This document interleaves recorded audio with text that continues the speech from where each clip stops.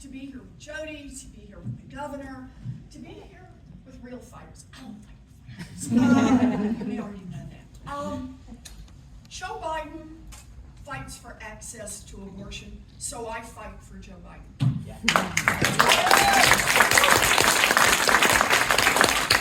Joe Biden fights for access to contraception, so I fight for Joe Biden. And Joe Biden fights for access to IVF, so I fight for Joe Biden. We are now entering the third year of an America without Roe. And I just want you to think for a minute about what we've learned. Because up until a little over 2 years ago, it was speculation. What would happen if Roe disappeared? And think about what we've learned since then. It's about women who've had to go out of state. You're exactly right about that. It's about who it falls hardest on poor women, on women who already have 3 kids and 2 jobs and can't take off work for 2 days to be away. Absolutely. But think what else we've learned about. It's about 10-year-olds and 12-year-olds who've been raped and who can't get the medical treatment they need.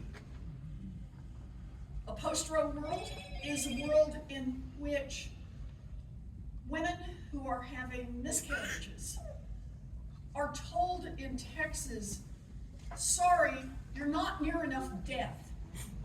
Go out to the parking lot and bleed a little longer.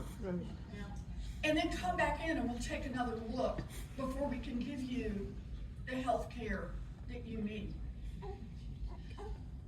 It's about couples that want to have a family and now have learned that the clinic they've been working with has closed because they are in violation, or they worry that they are in violation of local law. It is about medical practices that have changed. Doctors who have said, I can't do OBGYN work anymore because it's a continuum of providing health care for those who need it. It's about doctors who say, I can't honor my Hippocratic oath without a lawyer at my elbow while I try to practice medicine. I give up. I'm just moving away and denying access to health care to more and more people who need it.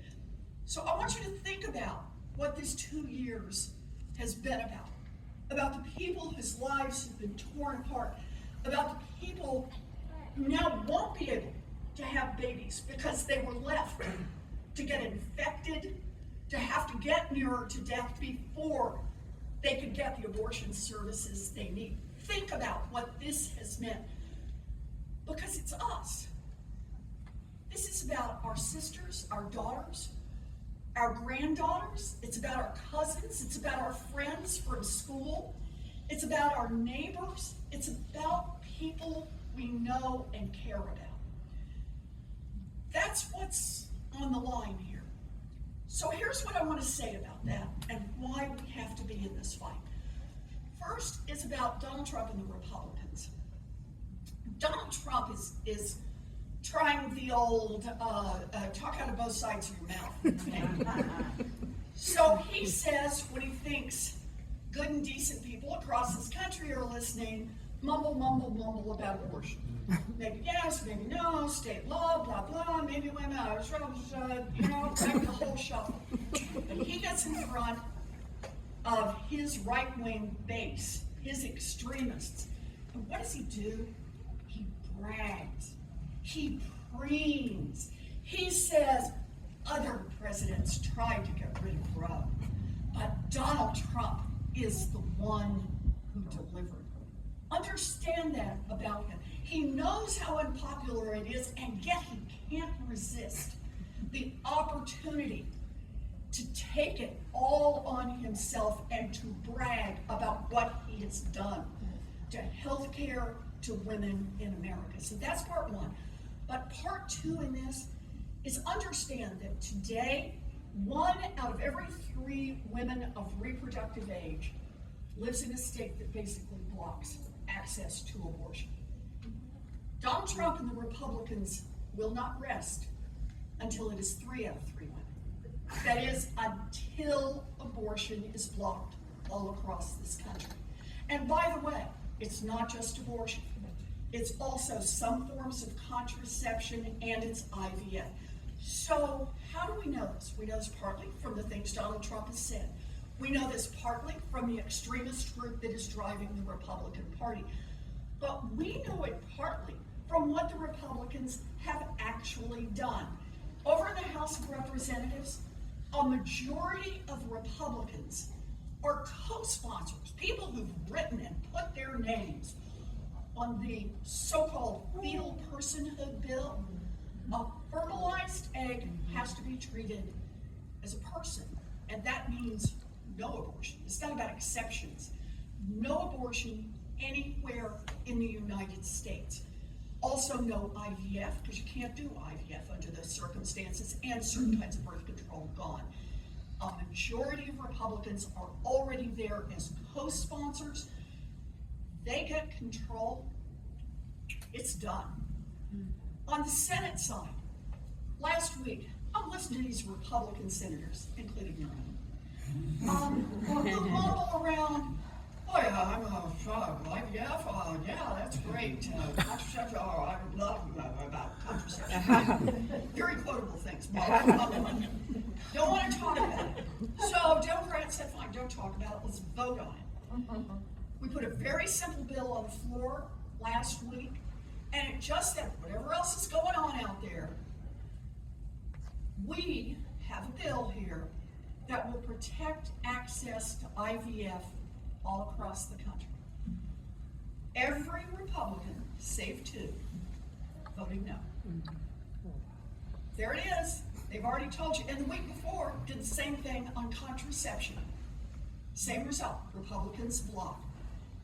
So understand this. They're coming for all of us. And now let's give it one last twist. The Republicans have gotten together a group. Some of you have heard about it, Project 2025. Oh, yeah, I can tell. So they've gotten all the big conservative groups, put big money into this, and laid out the roadmap. It's more than 900 pages long. They've laid out the roadmap here.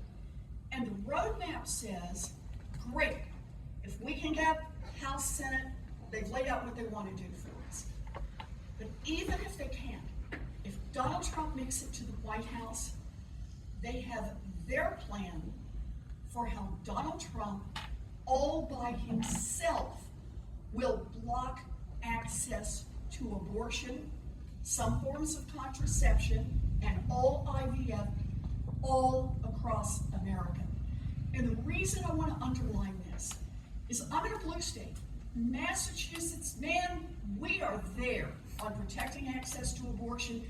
We do a lot on mailing out for medication abortions. I know that you had to really work through challenging times in Wisconsin. Looks like you're in a much better place now. But understand this, federal law controls over state law. And if Donald Trump is in the White House, it won't matter what you've done here in Wisconsin. It won't matter what we've done in Massachusetts. Abortion will be banned everywhere in this country.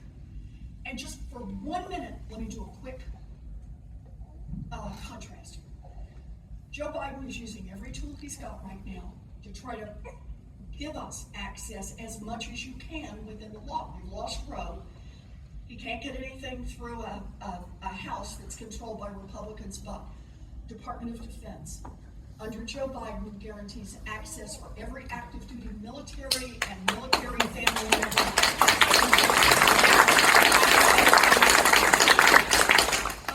Department of Veterans Affairs makes sure that there's access for every veteran. Go Department of Veterans Affairs. Is working right now to make certain that there's access to medication abortion all across the country.